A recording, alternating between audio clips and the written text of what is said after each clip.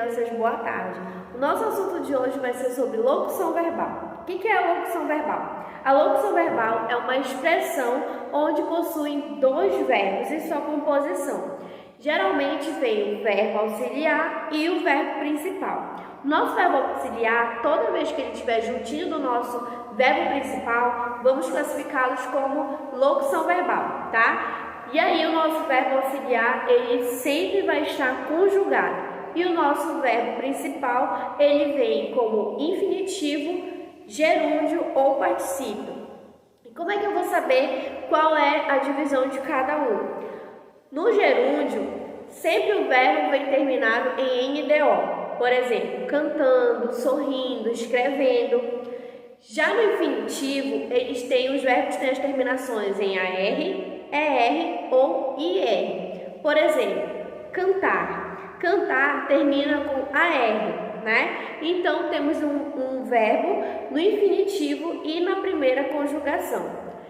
Escrever. Escrever termina em ER. Então, temos um verbo na segunda conjugação, tá? No infinitivo também. Sorrir. Temos um verbo que termina em IR, está na terceira conjugação e também no modo infinitivo. Nosso terceiro modo é o particípio. Particípio são os verbos que terminam em DO, tá? Falado, sonhado, tá? Esses verbos que terminam em DO são os nossos verbos que são classificados como particípio. E agora nós vamos para os exemplos de algumas frases que possuem a locução verbal.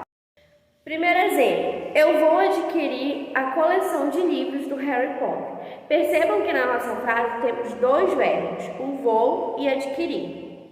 Vou, nosso verbo auxiliar, está conjugado, tá? E adquirir está no modo infinitivo. Por quê? Porque termina em IR e está na terceira conjugação. Nosso terceiro exemplo é ele tinha mandado o projeto para aprovação. Tinha é o nosso verbo principal? Não, é o nosso verbo auxiliar. Por quê? Porque ele é o primeiro verbo, né, que aparece no nosso exemplo. Então, tinha, nosso verbo auxiliar, que vem coladinho, né, com mandado, que é o nosso segundo verbo, que tem a função do nosso verbo principal. E aí, percebam que ele termina em DO, não em NDO, e sim DO. Então, se ele termina em DO, ele está no modo do particípio, tá bom? Então, são esses os nossos exemplos de locução verbal. Beijo para vocês, até a nossa próxima aula e aguardem o nosso exercício.